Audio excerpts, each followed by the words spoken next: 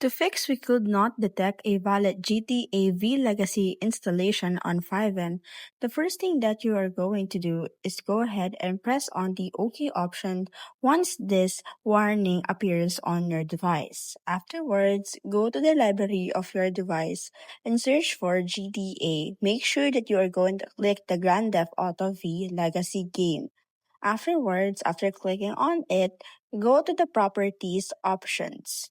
Now, after clicking on the properties options, you will be redirected on the page wherein you will see there the installed files. Now, go ahead and click on the installed files options.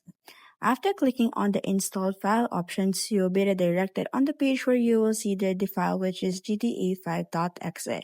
Now what you need to do is to open it and run it so that you can now go ahead and detect a valid GTA V legacy installation on FiveM on your device.